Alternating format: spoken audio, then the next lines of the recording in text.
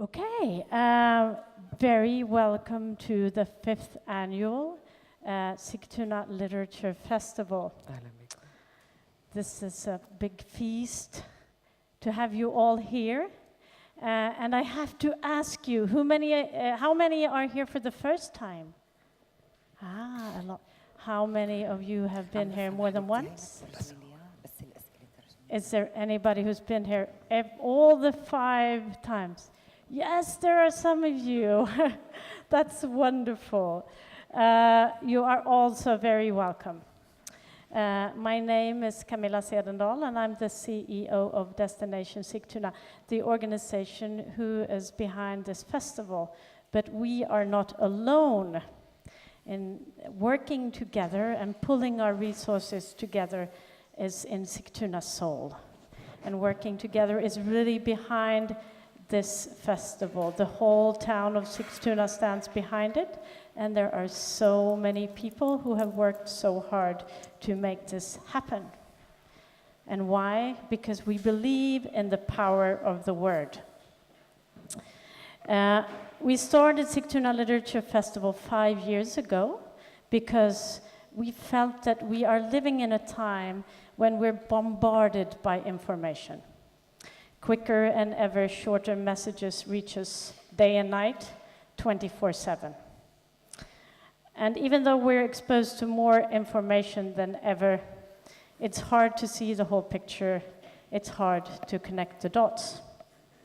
We wanted to create a space where you're giving time to slow down and to reflect over matters that are important to us as human beings. And we could not think of a better way than to do this through literature. Samar Yazbek, your book in Swedish, Resa in i tomheten, and in English, The Crossing, My Journey to the Shattered Heart of Syria, proves that yet again. There's so much power in this book. To read it is as terrifying as it is necessary. We all need to read this book. Samar, I am very honored to welcome you to Sigtuna Literature Festival. You've risked your life to cross the border back into your home country, Syria, where everybody's life are at stake, really, in order to, as an eyewitness, bring these stories back to us. And I thank you for that. I look forward to hear you tell more in a conversation with Dagens Nyheter's cultural editor, Björn Wiman, who we often read brilliant articles by on human rights and free speech. We are so welcome you back as well.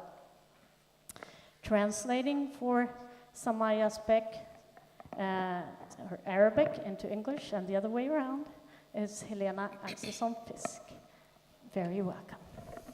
Thank you.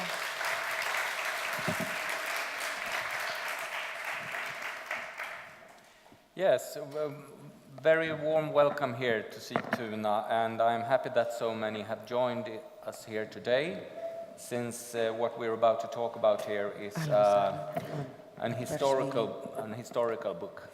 I would not doubt in calling it one of the most important books of the decade, because it tells us about one of the big tragedies of our time, the war in Syria, which is, after having read Samar's book, you understand it's no less than a moral collapse for all humanity. This war has up to today demanded more than 300,000 dead. Over 12 million people are refugees as a consequence to this war. And it's a war that's about to change the whole situation for the security of mankind in the world. And what Samar has written is a unique testimony from this war. I promise you that most of what you have read so far about war will come short in comparison to this.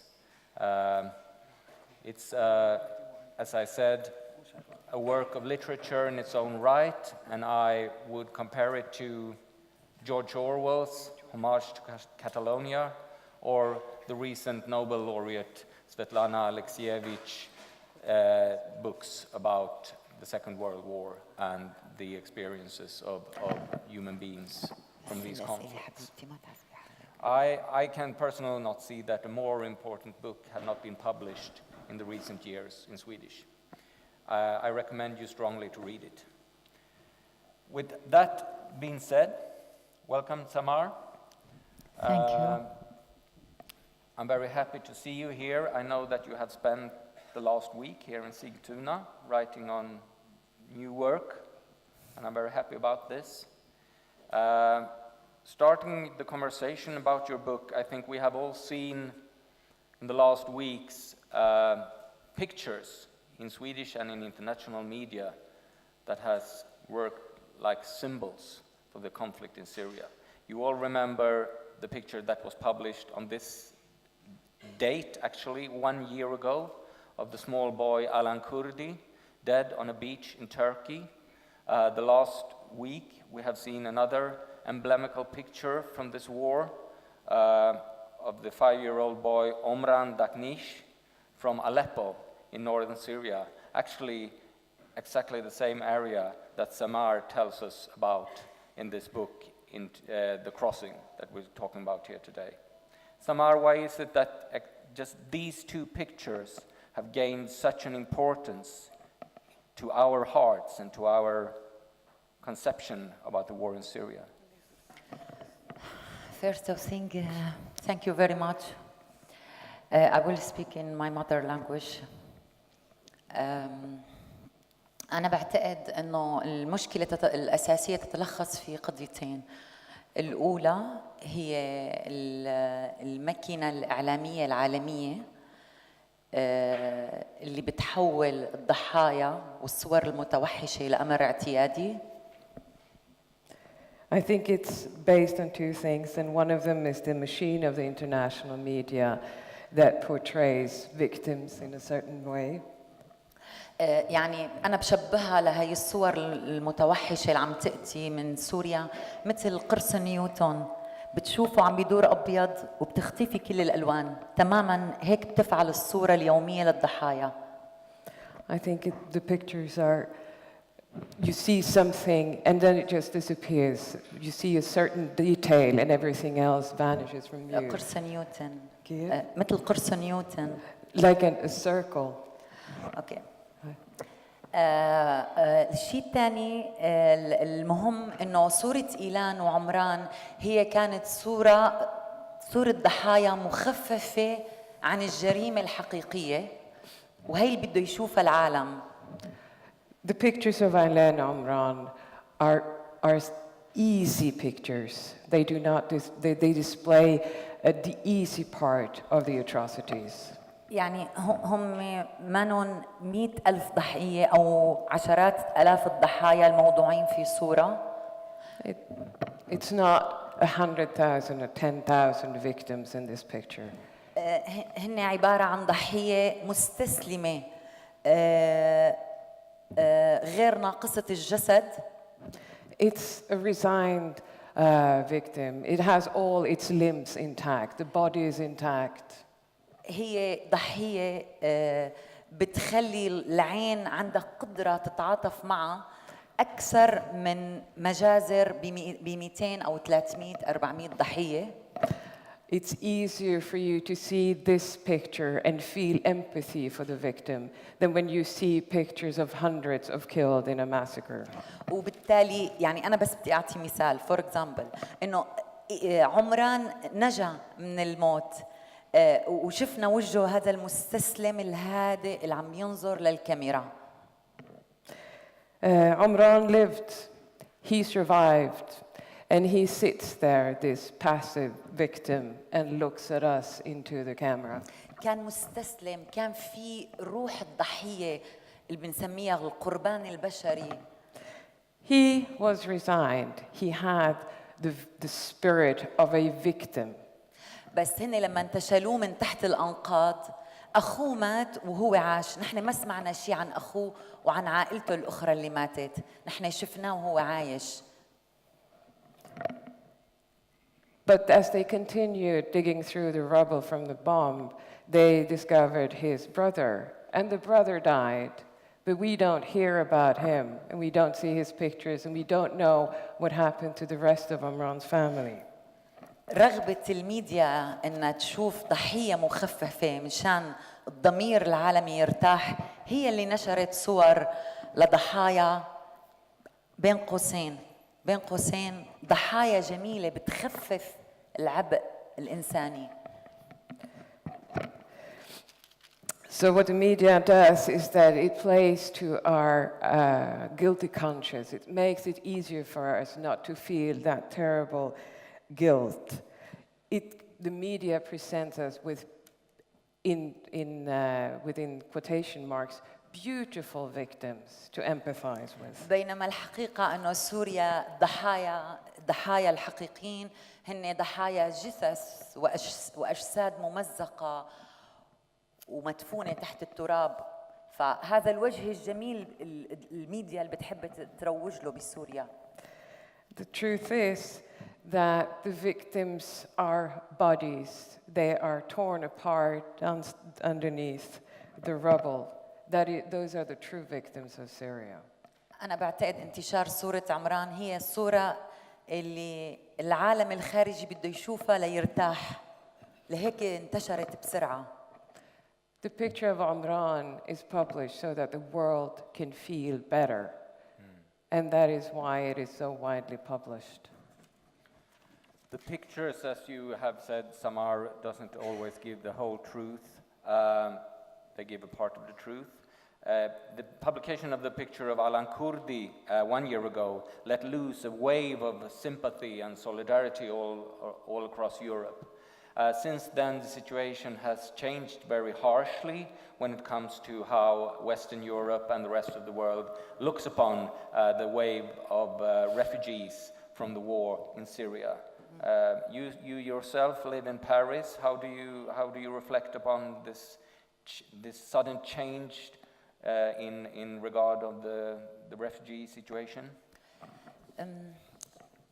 أنا بعتقد إنه المشكلة الأساسية إنه مشكلة اللاجئين نفسها هي ليست مشكلة لها علاقة بسوريا فقط. يعني تغيرت كثيرا مشكلة اللاجئين، تحولت من مشكلة محلية العلاقة بسوريا إلى مشكلة عالمية. I think that the problem is not confined to Syria. The refugees are not only coming from Syria. It has grown from being a local problem to become an international problem. كان القرار الأخطر بإقفال الحدود الأوروبية أمام اللاجئين، وبالتالي اللاجئين هلا هن موزعين على الحدود عم بيموتوا فقط أو عم يضطروا يرجعوا لسوريا ليموتوا أيضاً، وهي مشكلة أخلاقية كبرى.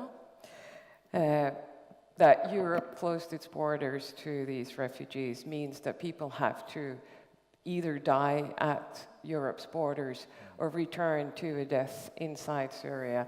And this is a moral collapse on the part of Europeans. أنا بعتقد الحديث عن مشكلة اللاجئين هو موضوع كتير مهم وضروري حالياً في أوروبا. I think that the discussion on how we treat refugees is very, very important, but also very, very necessary. لأنه ممكن يفكك آليات أو العلاقة القائمة بين الدول الغنية والدول الفقيرة، واللي اللاجئين مشكلة اللاجئين أحد أهم أسبابها. I think it might make the difference or the gaps between the rich and the relationships between rich and poor countries even worse to handle.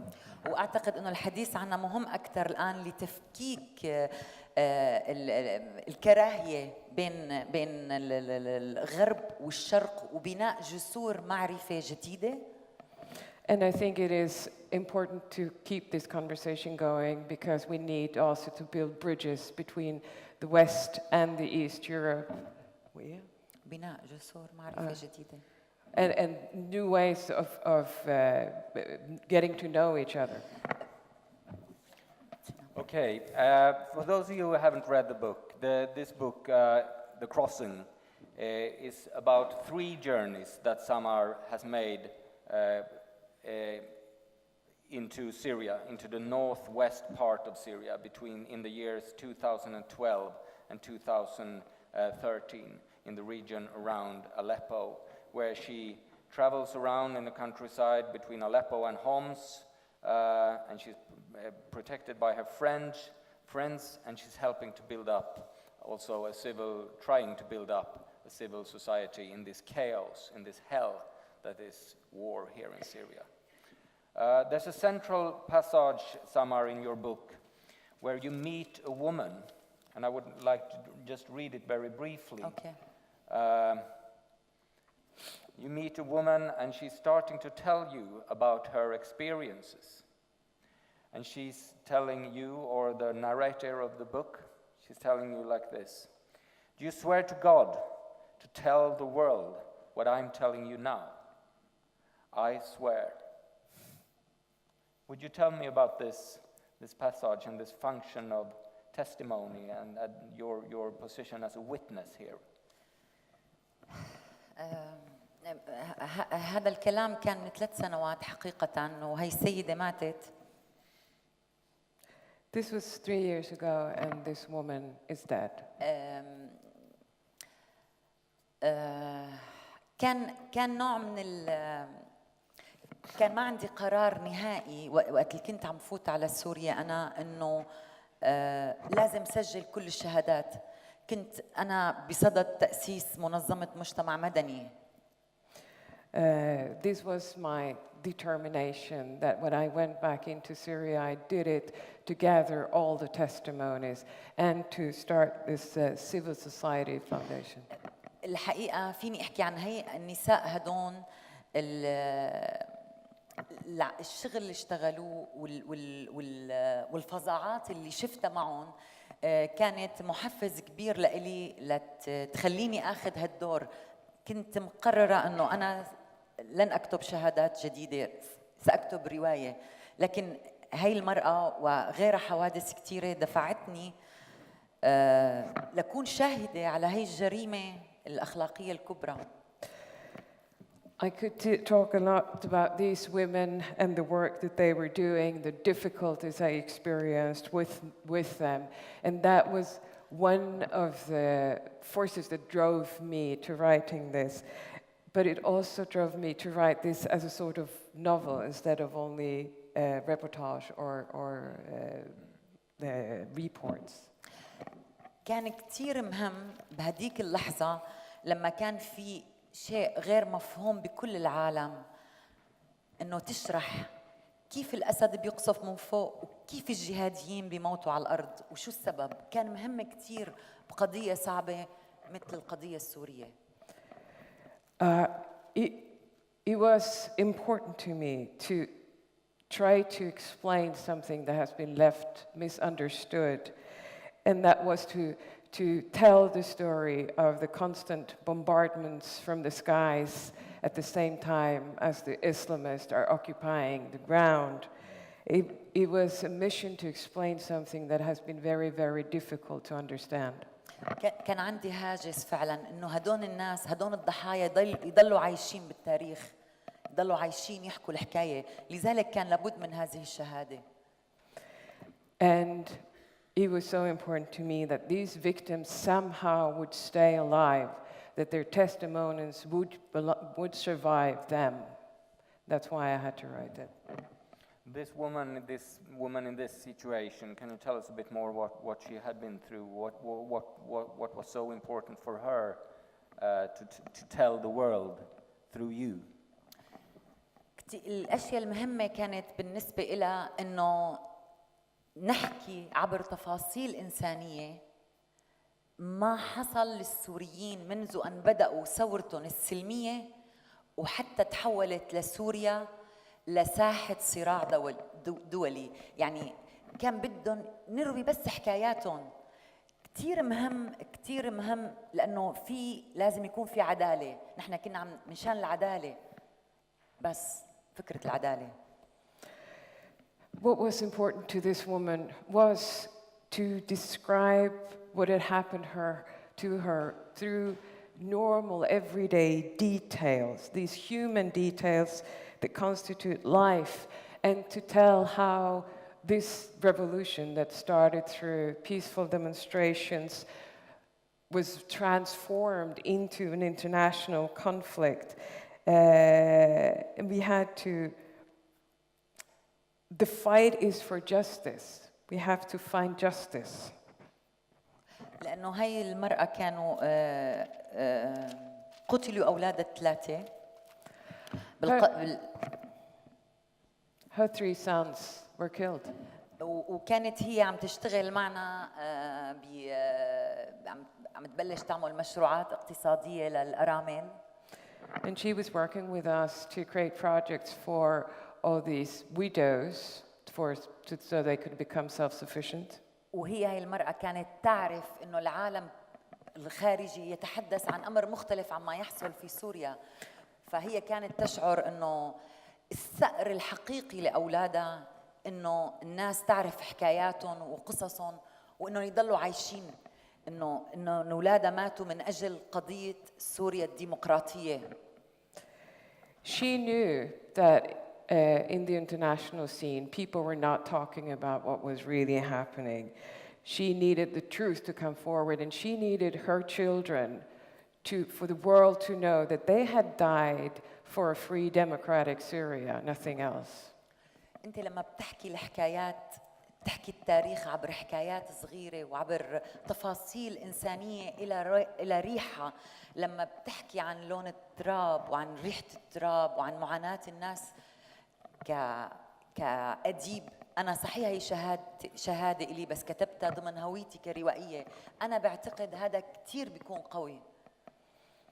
I think that when you use the small stories, the human detail, when you talk about the smells, the colors, the smell of the dust, the little grievances that people go through, you come closer to describing the tragedy.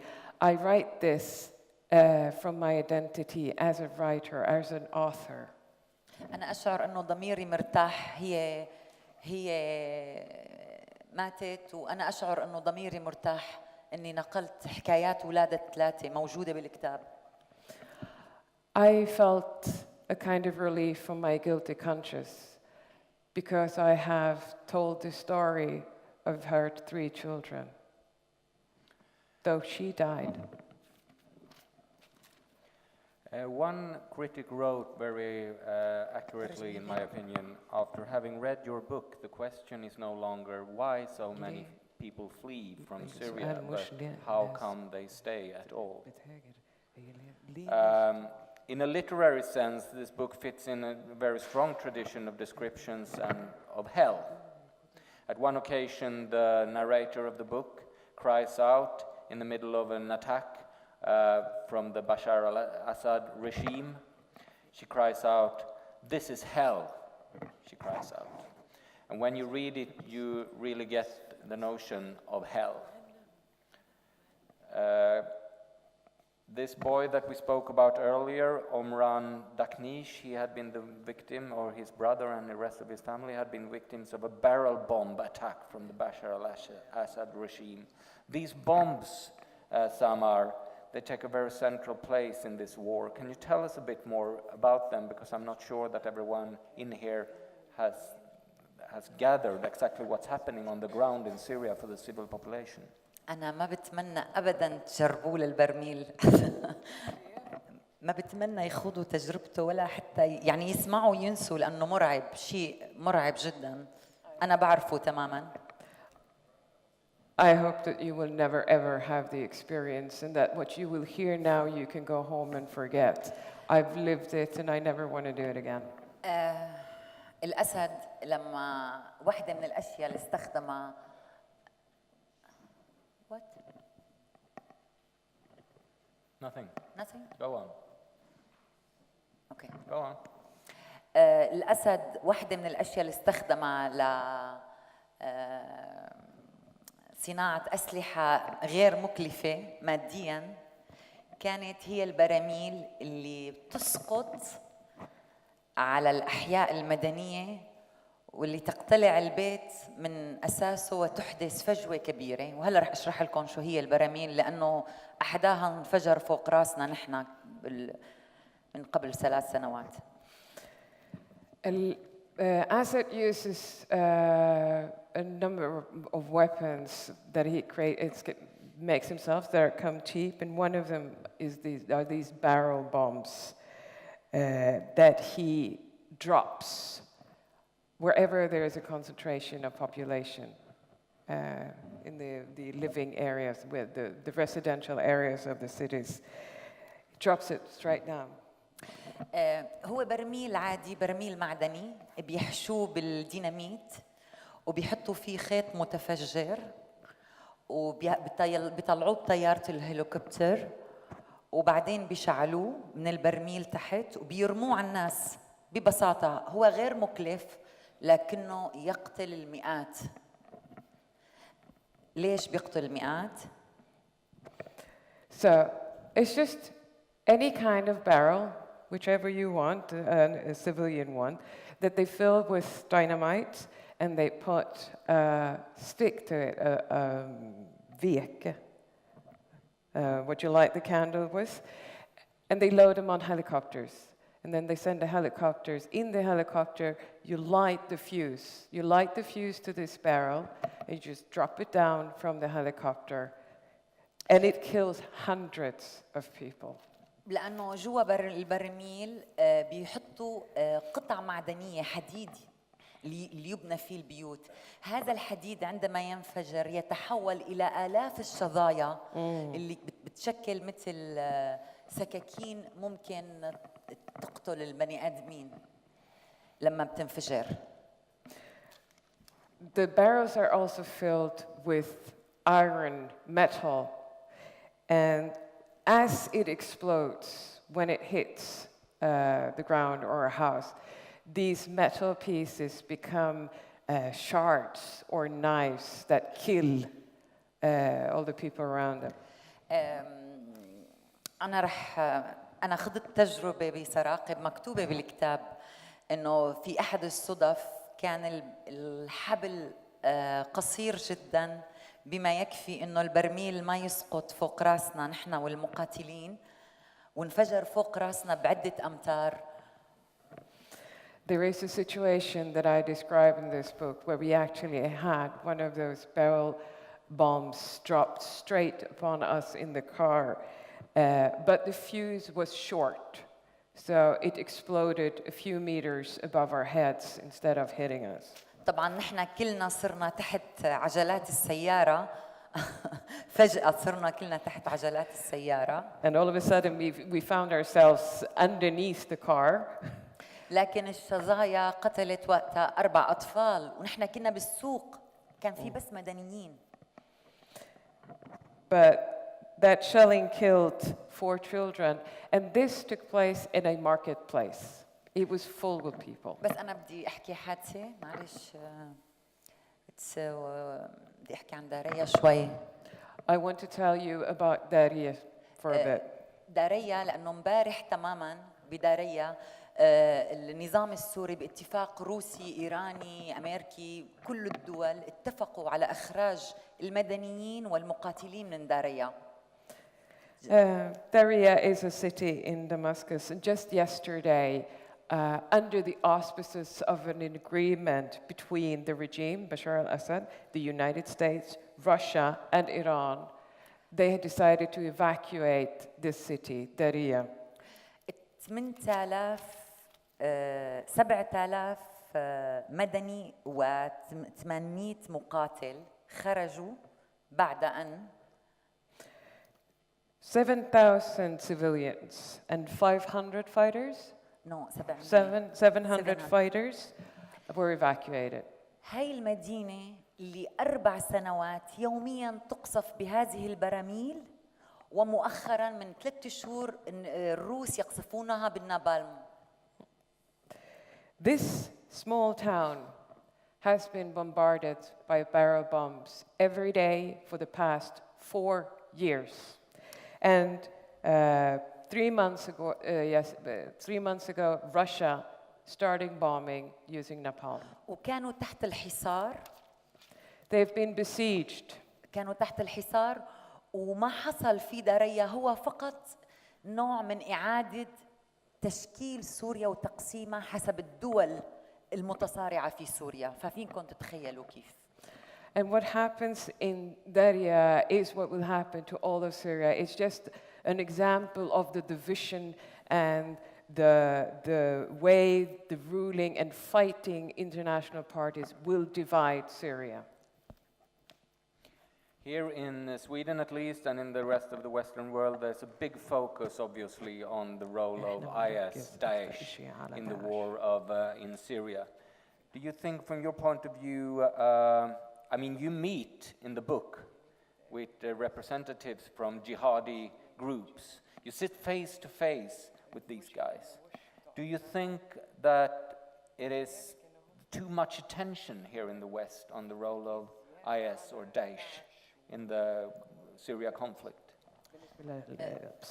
هي المشكلة إنه هدول الجهاديين وداعش هن أحد أسباب العنف وإرهاب اللي سواه نظام الأسد مع حلفائه الدوليين. هي أول نقطة مهمة. The jihadists are responsible, one of the reasons for all the terror that is happening in Syria. But it is important to remember that these jihadists are also the reason why Bashar al-Assad can conclude international agreements with international regimes. أنا بشكل شخصي كامرأة بالنسبة لي الجهاديين وداعش هم أعدائي الأخطر في العالم. هذا أولاً. As a woman, the Jihadiyin and Daesh or ISIS are my sworn enemies. That, of course. لكن أنا أعرف إنه الجهاديين وحسب لقاءاتي فيهم ومعرفتي فيهم وكيف تشكلوا إنه هن كانوا سبب. أنا لا أستطيع أن أقضي. هن كانوا نتيجة. أنا لا أريد أن أذهب إلى النتيجة وأقضي عليها. أريد أن أبحث عن أسباب وجود داعش والجهاديين. But I've met with these people, I've talked to them, I know how they're thinking and I know how these groups were established. And I can tell you that these groups are consequences and I have no interest in going for the consequences. I need to go for the root of the problem. الغرب لما بيركز الميديا بالغرب بتركز فقط على المجموعات الجهادية المتطرفة أو على آيسيس. يعني أنا متفهمة تماماً لهذا الخوف، لكن الحقيقة ما يحصل إنه على أرض الواقع يقال هناك حرب على داعش، لكن هذا كلام غير صحيح بالكامل. هناك في التباس. التباس يعني misunderstanding. There is much too much focus in the West on the jihadists, the ISIS, all of them. And I understand that fear. I completely understand why the West is reacting the way they do. But the war is not described that way. There is a misunderstanding. المشكلة الأساسية إنه الحرب المعلنة على داعش الآن أنا بشوفها هي نوع من ماكينة حرب من أجل استمرار الحرب نفسه. الحرب على داعش ليست واقعية. الضرب يكون بالغالب على مناطق المدنيين، الضرب بيكون بالغالب على الكتائب المعتدلة. ما يموت من المدنيين فاق بكثير قتل داعش.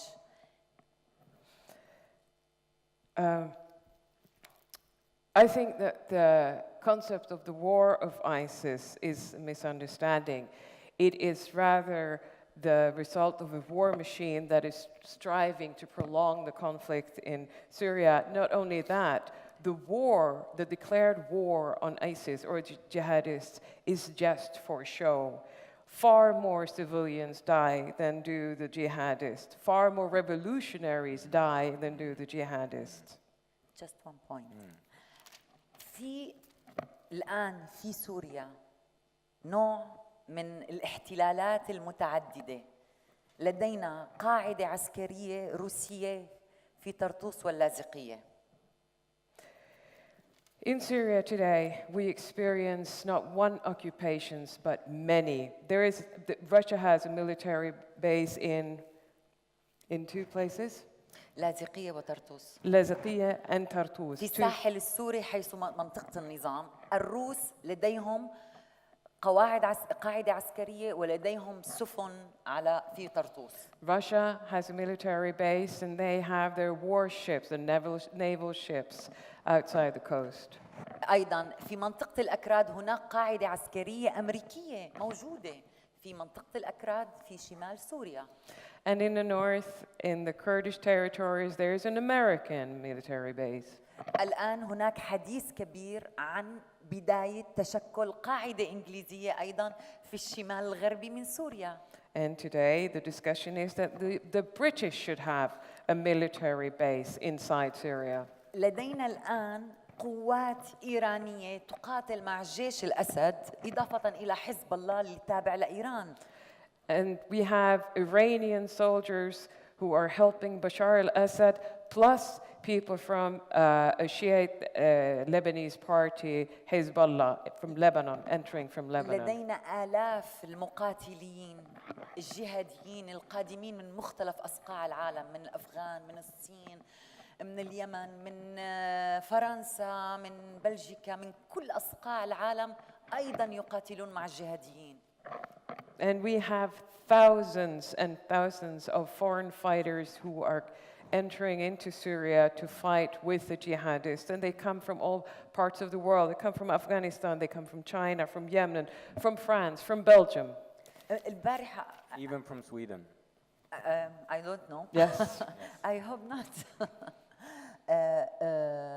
امبارح من 3 أيام فقط داعش انسحبت من منبج مثل كأنه في اتفاق بينه وبين النظام السوري والأتراك على أنه يتقدم الجيش التركي. الجيش التركي دخل إلى سوريا أيضاً.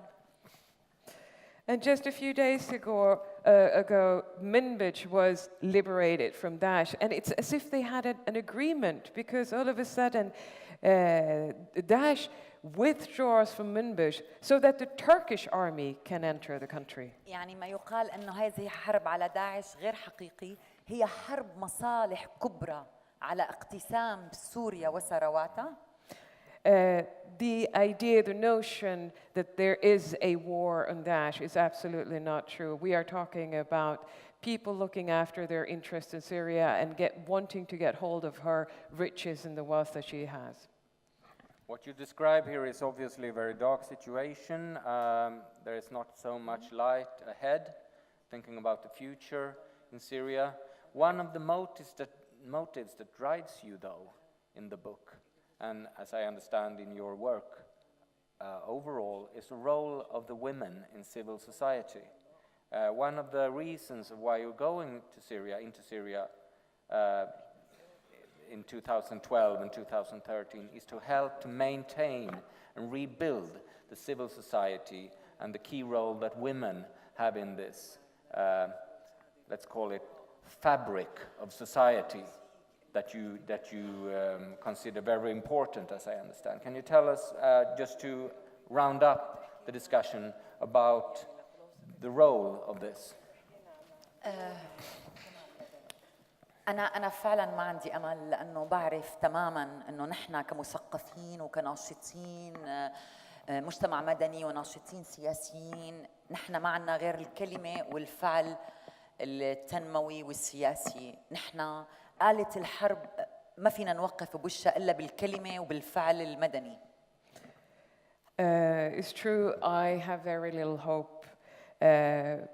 We as intellectuals and as political activists, we don't have anything but our words.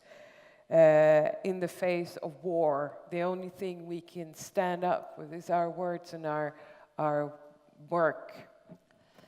لذلك الأمل الوحيد اللي عندي إنه أن الدول المتصارعة في سوريا إنه تضع حد أو نهاية لهذه الحرب حتى يعني نبدأ عملنا الحقيقي أو نعود إلى سوريا، لأنه أنا أريد أن أعود إلى سوريا.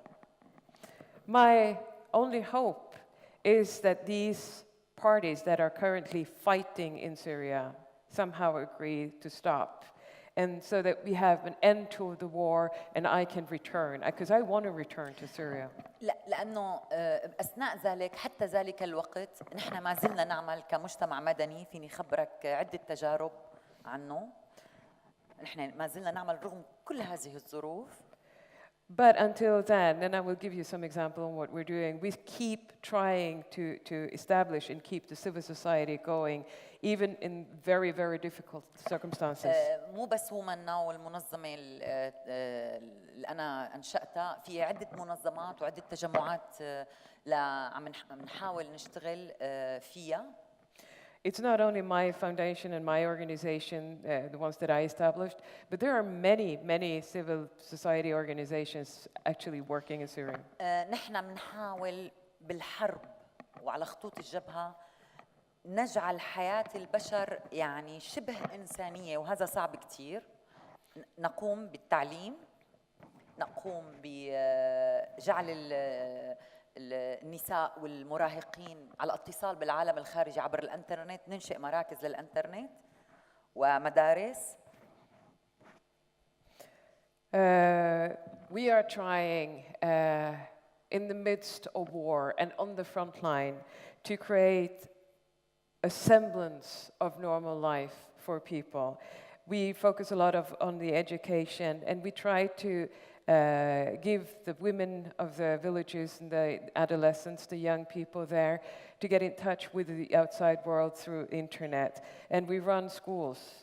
نحن بنحاول نعلمهم لغات أجنبية وبالحرب حتى يكون عندهم أدوات التواصل مع العالم الخارجي.